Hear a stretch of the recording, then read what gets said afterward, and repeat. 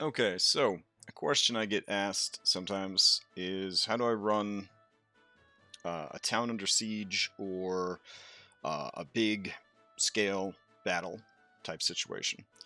So, this example that we're going to go over is from Red Handed Doom. So, these are some Red Handed Doom spoilers. If you don't want Red Handed Doom spoiled for you, probably shouldn't watch this video.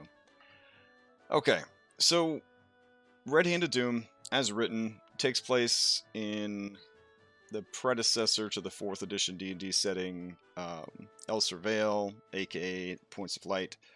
It is a nondescript, super vanilla valley located in the middle of nowhere, and there's not a lot of governing lords. There's not a lot of support from strong wizards or anything. There's one big city in the region that sort of takes care of all the little towns and villages around it. That city is Brindol. So Brindle sits in the center of Elser Vale, and it is, of course, the target of the Red Hand of Doom. So there's a big army of hobgoblins, goblins, goblinoids, giants, dragons, and they want to destroy the city because destroying the city will destroy the seat of power within the region, and the rest of the region will crumble. And they slowly but surely head east from the west side of the map and just wipe out every settlement they come to. They are far too strong for the player characters to defeat, but they can slow them down. So inevitably, there will be this battle of Brindle. So there's a campaign timer, and a big part of the campaign is traveling around Elser Vale and recruiting as many allies as you possibly can. So if I take you to the big map of the region, yeah. So you can see here is Brindle, right in the center. Okay. Campaign starts over here at Drellin's Ferry. Drellin's Ferry gets wiped out. Then the Red Hand just keeps going. So they take out Drellin's Ferry. They keep going. They take out Terrelton. They keep going. Take out Nimmin Gap. Keep going. Take out Telar. And like the refugees keep moving further and further and further east. And then they did, of course, send some troops south to go this way, to come up and attack from the south. It was a whole thing. So eventually, the fighting gets to Brindle. Now, during this time, the party could have recruited the lizard folk that live up here in the marshlands. They could have recruited the magic shadow elves that live in the Witchwood. They could have gone and convinced the miners of Red Rock to join their cause. They could have tried to convince the evil rogues and assassins of Elser Cross to join up. There were some halflings they could have recruited. And then, of course, the dwarves, who were the hardest to recruit, but the most powerful. And then there was even a bad guy they could recruit. There was a druid lich down here in the Thorn Waste that they could have recruited. I think there were even some furbolgs over here they could have recruited. Weird Puritans wearing pilgrim hats. Yeah, so they had a lot of different people they could go to recruit. If you've played Dragon Age, where you have to go and recruit a bunch of people, and then they all show up for the big-ass battle at the end, that's what was happening with Red Handed Doom. So, pretty cool. It's always nice to see that your efforts kind of pay off in the end, that the work that you put in role-playing and doing good deeds and being, political and diplomatic and all that, they kind of pay off in the end because all your allies show up to back you up. So in that note, I had a document where essentially the different forces of the Red Handed Doom were documented on one side, and there was many. And then the Elser Vale defenses. So this was the party itself, and then of course anybody that they were able to recruit. So at the time that I ran this, Colville was still working on his Strongholds and Followers book, and I was following that very closely, sort of like taking notes from that. And I think I finished the campaign right around the time that the book came out, so I was able to kind of integrate some of it. But essentially, I'm talking about this book right here. And this is a really great book. It features all sorts of cool stuff for your player characters to get once they get to like level 9 or 10. If you're planning to run a campaign into the teens or all the way to 20, it is a great way to add some permanence to the player characters in the world, because now they are strong enough to have followers and a place to live and a region to govern and things like that. And then there's a whole section about followers, which went over really, really well, but we're not going to cover that in this video. But here in this section where it says warfare, at the very end of the book, that is where the information on sort of creating units, not going all the way in like Hordes, War Machine, Warhammer, 40k. We're not doing all that kind of stuff. It even says right here, not a war game. So basically the idea was more like a paper, rock, scissors kind of deal. So certain units were better at fighting other units. Certain units were better at holding areas. Certain units were better at chasing down other enemies. If you play Fire Emblem, they have, axe beats spear, spear beats sword, sword beats axe, I think. It's something like that. It's the same kind of idea. Like, you had different units that were good at different things. So, as they went through the campaign, they gathered all of these cool allies. And when the time came for the battle, they showed up in town, and they had some time to prepare. And the more time they had to prepare, the more they could do to bolster the defenses of Brindol. So what I did is I just encouraged them to just draw all over this map.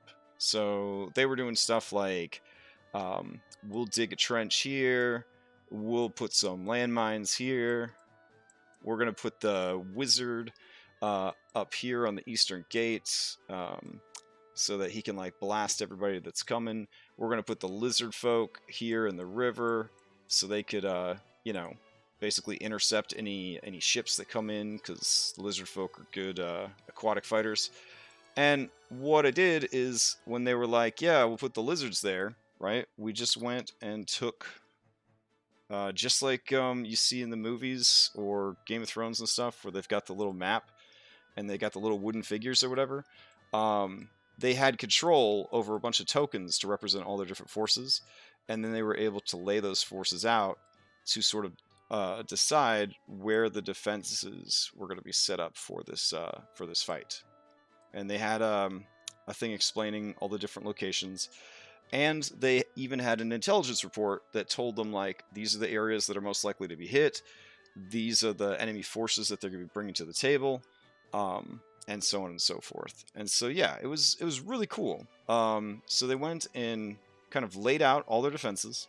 And this was like a whole session. It was a whole session of just planning out where to put their allies, what sort of defenses they were going to have, that sort of thing. And just an interactive, place troops on the map, plan out your defenses, hope for the best kind of thing. So, based on that, I had this... I have all the troops here. And once they had all their guys laid out, I started marching in the troops. And again, we just sort of stayed on this map. And just like a, almost like a tabletop war game, troops were deployed and moved around the map. So it was like, their main big bad guy, he was just going to bust his way in through the southern gate. And these flying troops were coming in from the north. And this big-ass dragon was flying overhead. And these giants were coming down from the north. And so on and so forth. So wherever there was a conflict, right? Wherever they were guarding an area and something would interact with them, that would then get paired off. And then we'd kind of move on. Then the session ended with all of the different forces sort of paired off against each other. And then what happened was, between sessions, I went in here and compared the different units, and using that paper scissors rocks of like who could beat who in a fight. Each side was given basically a bonus to a d20 roll, and we still let RNGesus decide, but El Surveil Defenses rolled a die and added whatever we thought their bonus would be. And then Red Hand rolled and added whatever they thought their bonus would be. And whoever got the highest number won that skirmish. And we also did increments of 5. So if you just barely beat the other person, it was almost a draw, but the other side was victorious. If you won by more than 5, you pretty much decimated them, but the leader lived. And if you beat them by 10 or more, you completely wiped them out, including the leader of that unit. And so that is how the Battle of Brindol played out. So at the beginning of the next session, I basically, in character, had information officer read them the, wave 1 battle report, like what happened, which was really cool. And then based on what happened, they would take the remaining troops and then move them around the city again to sort of, figure out, okay, we're fighting a superior force. They've gotten in, into the city now. Where are we going to go next? Now, one of the things that was interesting is wherever they placed themselves, wherever they placed the adventuring party, that was a fight that we would play out. So every location that you see on the map, there was a scenario for that location if the player characters chose that location, which was pretty cool. So during the attack, they defended the Cathedral Square, which caught on fire because Abithriax, the Burning King, showed up and it was just wrecking this place. This was a crazy fight, absolutely insane. If they had left Abithriax to be dealt with by NPCs, Abithriax had like a plus 15 modifier. So anything they sent up against him was probably going to be decimated, unless RNGesus was feeling super generous.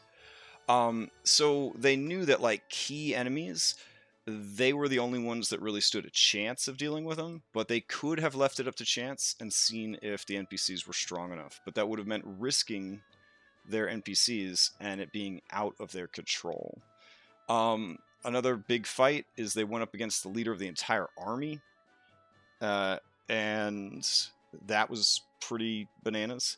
And then dramatically, even after they defeated the commander of the enemy army, more Red Hand troops were marching in, and that's when the ally that they had made with the Ghost Druid, he showed up, and he kind of swept through the city with his undead plants or whatever, and routed the enemy, and everyone was successful, but at what cost, sort of thing. So that was how I ran the Siege of Brindol. Honestly, it could, if I had to do a city siege again, that is definitely how I would do it. Scales of War had a lot of similarities with the prequel, which is Red Hand of Doom. One of them is at the very end of the game, they are in the city of Brass, and the city of Brass is actually under attack, and it's another similar situation, but this time all of their allies are god level or actual gods, and so they're having to sort of say like, okay, you guys are going to go here and you guys are going to go there, and we're going to take out this force, and this force. So the same exact thing happened 10 levels later or whatever, and they had to get all that sorted out. So for me, that's definitely how I would do it. If you wanted it to be a little bit more hands-on, where your players have control over all of the numbers and the stats, and it feels more like a mini game, I would definitely recommend picking up a copy of Stronghold and Followers if you're planning to run a campaign that will feature these kind of battles frequently, right? If you're doing like a Birthright campaign or something like that. Or you're doing a campaign that will go above level 10, also a great supplement for that. So, yeah, that is how I ran the Siege of Brindol. That is how I would handle any sort of city being attacked. if a city defense scenario would have happened in Storm King's Thunder, I would have done the same way I did it here. I would have said, here's the map of the city. Here are tokens representing your allies, your units. Here's what they do, or what they're good at. Where do you want to place them on the map? What sort of defenses do you want to set up? And then I would do the same thing. So, hopefully that explains a cool way to handle city or town defense scenario. I might cover how to handle player characters in the middle of a war that they are not responsible for the troops. There's just a war happening around them in a future video. Because there's lots of different scenarios that, war is going to take place and player characters might find themselves in it. But if they are in charge of the attack and or defense of a place, this is definitely the way I recommend doing it. So